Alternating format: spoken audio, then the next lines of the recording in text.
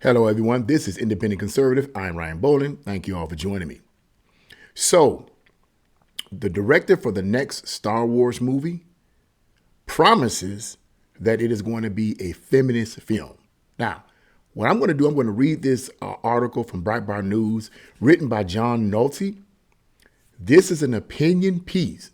Okay, so what I'm going to read to you guys is from Breitbart News by one of the editors by the name of John Nolte, and it's an opinion piece. Now, I'm going to read his opinion because I agree with a lot of what he has to say, but I have a slightly different opinion on that, and I'm going to give you my slightly different opinion once I've completed reading his opinion. But I agree with a lot of what he's saying. So let's get right into this. Yeah, here we go again with this kind of agenda being pushed. But the article starts off, proving that the Disney grooming syndicate will never change. The director of the next Star Wars has promised it will be a feminist movie. Speaking to far-left CNN director Sharmeen Obaid-Chinoy, I don't even know if I'm pronouncing this person's name right, said this of the Jedi Order. So for those of you that know about the Star Wars universe, you would know what this is about. Her upcoming sequel to The Rise of Skywalker. Quote, I'm very thrilled about the project because I feel what we're about to create is something very special. And we're in 2024 now, and it's about time that we had a woman come forward to shape a story in a galaxy far, far away. Oh, yeah, because that's what Star Wars fans felt was missing from the Disney trilogy, feminism and a woman's point of view. Let me just put something here real quick. Like I said, I am not a Star Wars fan. I like the first 3 Star Wars, but after that, I didn't really get into all of it really that much. I watched Star Wars, The Revenge of the Sith. I thought that was excellent, okay? So I can't tell you who's in what universe, why. I'm more familiar with the first 3 Star Wars from the 1980s, okay? But those of you that may be Star Wars fans, hook me up here, okay? Is it true that she's stating that Star Wars fans felt that what was missing from the Disney trilogy was feminism and a woman's point of view? Put that in the comment box if that's true, because for whatever reason, I think that's a flat out lie. Anyway, she goes and says, after all, remember how we all cheered during the laughably contrived moment in The Last Jedi when Oscar Isaac's Poe violated everything that had established his character beforehand to become a symbol of the oppressive patriarchy. All these people are sickening. Rogue One. Okay, all right. So I guess this is John Nolte's opinion now. You get right into opinion. Rogue One, which is the only decent Star Wars movie, is led by a woman, and the only reason the movie works is because that message is not pounded into our skulls. If this movie happens, OC, whatever her name is, will become the first woman to direct a Star Wars feature, unless you count as many do, Rian Johnson.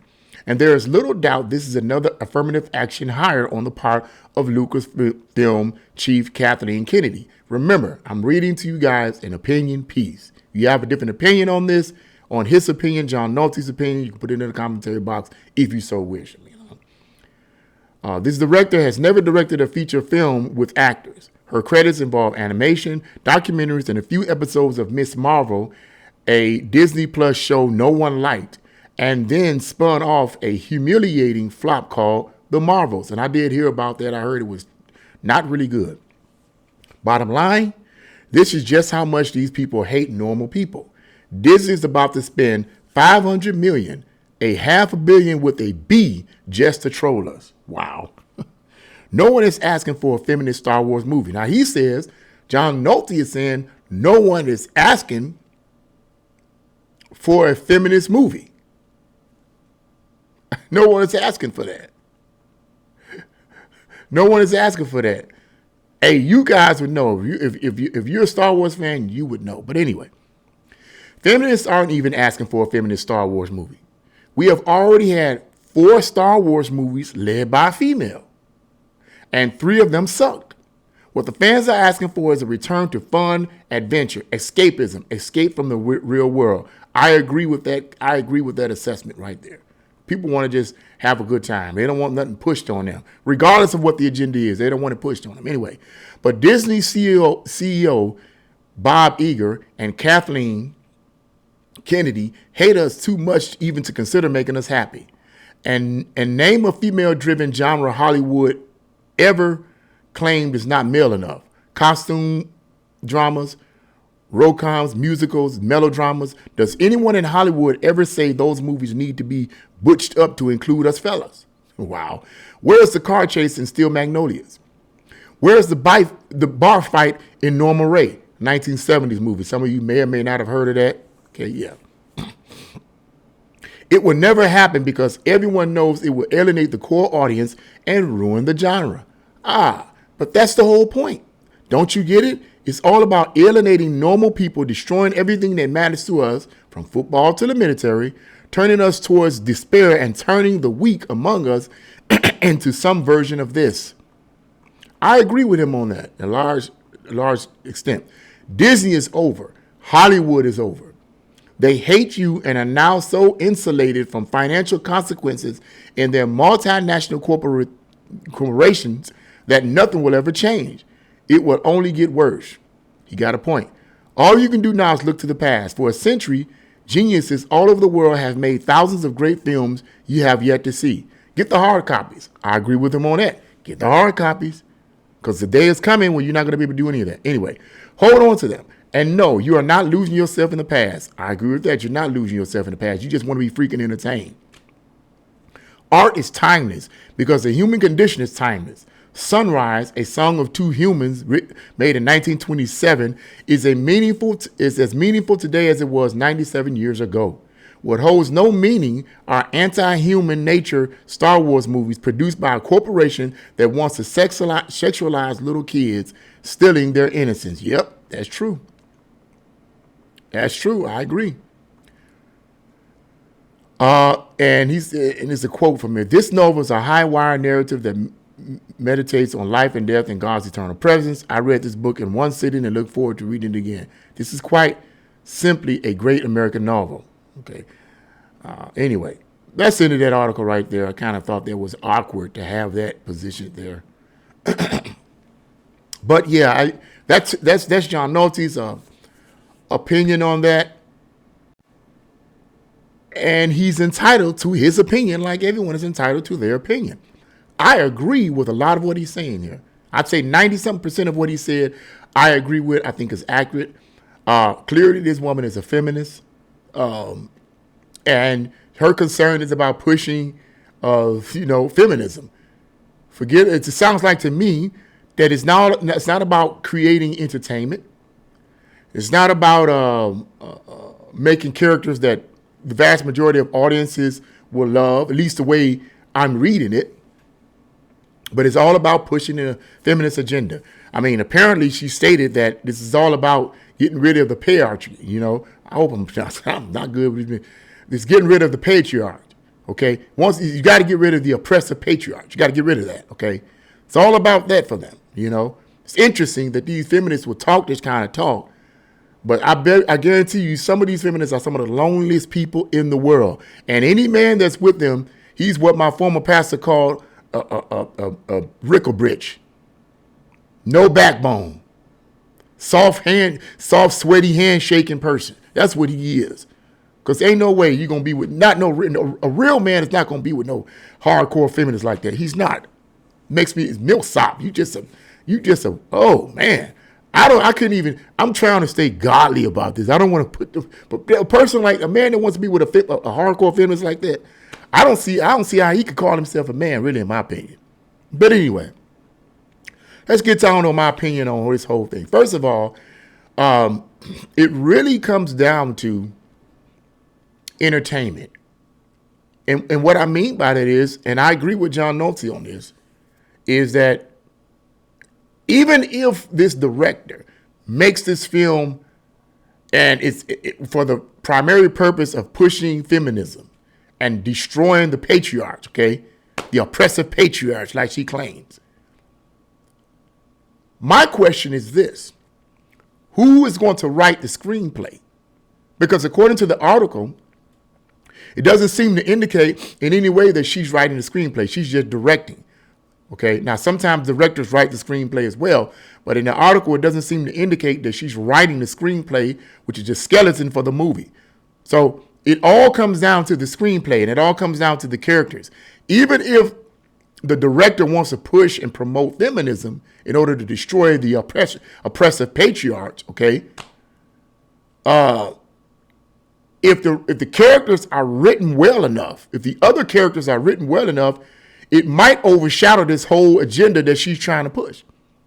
Because at the end of the day, it all comes down to entertainment. Okay? It all comes down to that. It all comes down to that. You got to look at a lot of films in the 70s and 80s. Well, I won't say a lot, but a significant number of films in the 70s and 80s that did have a feminist kind of outlook on it. I mean, you look at the Alien movies, the first Alien, and particularly the second Alien, and even the third Alien to some extent. The main focus was what? A female. In the first Alien, Sigourney Weaver was the sole survivor of her crew. And so the focus was on her. So when the second and when the second Alien came out, the focus was on her again. From what I can understand, no one perceived Sigourney Weaver in Aliens 1, 2, or 3 as hating on men, trying to destroy the oppressive patriarch. Those films did not come off that way. And it could have been that those films did not come off that way or communicate that aura to the audience because of the way it was written. Okay? The dialogue from Sigourney Weaver and even some of the men did not come off as that way. We felt Sigourney Weaver. We loved her. We knew what she had went through. Ripley was her name, obviously, in the movie, but we knew what Ripley went through. We felt her pain in the first Alien. So when the second Alien came out, we was like, rah, rah, rah for her. She was bad. We wanted her. And in fact, the mistake they made in the third Alien, in Alien 3, meaning considered to be a mistake, was when they killed Ripley off. Had her jump into the lava to kill herself from the alien that bust out of her. She jumped up and killed herself, you know. I think the producers and writers realized they made a horrible mistake with that and they got a lot of criticism and slack for that. So they made another one. Aliens 4 was called what? Alien Resurrection, something like that. And brought her back. Only this time she was cloned. In other words, they was like, we made a mistake in the third one by killing her off. Let's bring her back in the fourth one. The fourth one wasn't necessary, it wasn't needed, but I felt like they brought the fourth one back simply to bring Ripley back, to find some excuse to bring her back. Because they believe they made a mistake in the third one. But the point is this, as simply as this. Those films did not come off as hating on men and trying to replace them with the female. If it was very indirect and it was not rammed down your throat. Okay? What we're seeing in a lot of these feminist movies today is extremely obvious that they're trying to destroy men by presenting men with horrible, weak dialogue, presenting men as weak nobodies. They're dumb, they're ignorant, they're oppressive, they're no good. They can't do anything right. They can't speak right. This is how these men characters are created in these movies in modern times. And then they show the woman as this mighty person. She weighs about 10 pounds, but she can beat up on 30 burly men weighing 855,000 pounds. You get my point. I'm exaggerating, but get my point. That's clearly in your face. And that kills the entertainment value. It's nothing wrong with trying to promote an agenda or a worldview that you have. I'm not against that. But it's when you ram it down people's throats to the point where it's obvious to Stevie Wonder, if he was watching it, okay, if you can say that, hey, this film is trying to ram an agenda down my throat, and I don't want that. And that pushes the audiences away. When you focus so much on an agenda or an ideology in your film, you end up leaving out the entertainment elements. People, as John Nolte said, for the most part, if not the only reason, okay, the most part, go to the movies to be entertained. They go to the movies for escapism. Okay, so regardless of what kind of agenda or ideology that the writers and directors and producers are trying to push, that's what they want to be entertained. You can weave your worldview into the film all day. It's nothing wrong with that. But don't ram it down people's throats. But see, Walt Disney, ever since they took over, from what I can understand, ever since they took over, they just screwed up everything. Everything the modern Walt Disney Company and corporation takes over, they screw it up. They screw it up and make it into some kind of nasty, over-sexualized, radical feminist mumbo jumbo. They screw it up every single time. That's why I don't want to watch nothing from Disney. Of course, they don't care, but neither do I. And I'm hoping that if this movie is trying to push that type of agenda, that it will fail completely. That people will see it being rammed down their throat and say, I don't want to see this. When you focus on that kind of stuff, you lose the elements of entertainment and people start to repel. Let me start summing the video up this way.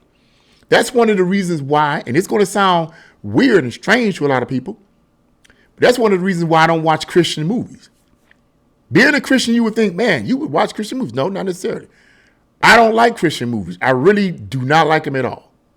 And the main reason for that is because they're trying their best, that they're ramming God and Jesus and the Bible down your throat instead of trying to entertain you and weave those concepts into the film a little bit at a time. You want to know what the perfect Christian movie is? And I'm speaking in the realm of horror now. The Exorcist. I won't say perfect, but to me, that's a Christian movie. Even though it was directed by a man who at the time who directed it, William Friedkin, was not a Christian. Okay. William Peter Blatty, the writer of the screenplay and the book from which the movie was adapted from, I think he was Catholic. Okay. But William Friedkin was not a Christian at the time he directed the movie. And yet the movie had clear Christian overtones, particularly when it came to the exorcism. That film, in my opinion, would be almost a perfect example of how you make a Christian movie. You could put Christian principles and concepts in it, sprinkled throughout, but you don't focus on that. You focus on entertaining the audience. Good dialogue, good acting, good special effects, tension, dread. The Exorcist had all of those elements that made people talk about that movie decades after it came out. That's how you make the movie, and at the same time, push in your agenda or your worldview.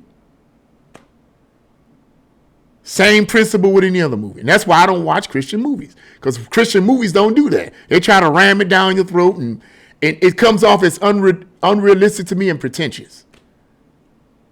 That's why, as a screenwriter, people say, you need to write a screenplay. I've had people all telling me, Christians in my church telling me, you know what, and they mean well, why don't you write a movie about Jesus and stuff? I said, man, come on. First of all, there's tons of movies about Jesus. I don't want to do that. I love the Lord, okay, but I don't want to do that. I want to do something different. When I make my movies, I want them to attract everyone, kind of like Mel Gibson's The Passion of the Christ. The Passion of the Christ, this is what people don't understand. The Passion of the Christ had mass appeal. You want to know why the Passion of the Christ had mass appeal? It wasn't because it was talking about the love of Jesus and how he loved us and he died for our sins. That wasn't what it was. Those who were not believers and Christians who came to see that movie didn't go to see that movie because of the love of God and they wanted to hear the gospel. That isn't why they went to go see the movie. They went to go see the movie because of its gratuitous violence. The rumor was the movie was extremely violent, and it was. It was very violent and graphic, the way Jesus was crucified and beat and scourged. That's what drew them. That's what drew those who were non-believers to see the movie. Because at the end of the day, the ultimate purpose, even in a movie like The Passion of the Christ, was and is to entertain and to make money. That's the ultimate goal. It may seed someone with who Jesus is and what he did, but at the end of the day, when you have non-believers going to see the movie, They're not going to see the movie because of the love of God. They're going to see the movie because they want to be entertained. They want to see what all the fuss is about. I've heard unbelievers actually say that. I want to see this movie. What's all the fuss about? Christians going to see it, crying, of course, because it's talking about Jesus. I didn't cry. I liked the movie because it was well done, very dramatic, because I'm into films. I wanted to be a filmmaker. I made a 60-second commercial when I was in school. I study films, so I know what elements are needed to make an entertaining movie. And when I went to go see The Passion of the Christ, I didn't go to see it because Jesus died on the cross. I had seen that already in several movies on TV about Jesus dying on the cross. I ain't going to go to the movies to see that. Y'all get my point. At the end of the day, it's all about entertainment. And if this movie can entertain the masses of audiences past this rhetoric of radical feminism and getting rid of the oppressive patriarch, then it might just do well. But we'll have to see. Man, this video went longer than it should. Because there's so much to this, man. There's so much to this. There's so much about this. But anyway, yeah, that's what I think. I think that at the end of the day, let's see how it ends up. If they can get past all of the rhetoric that she's talking about, and the writers can write compelling characters and compelling plot points around the feminist agenda, then it might come out as an entertaining film. But we'll have to see. I don't want to see it. It doesn't make no difference to me. But we'll have to see. All of the Star Wars fans, you check it out yourself and then let me know.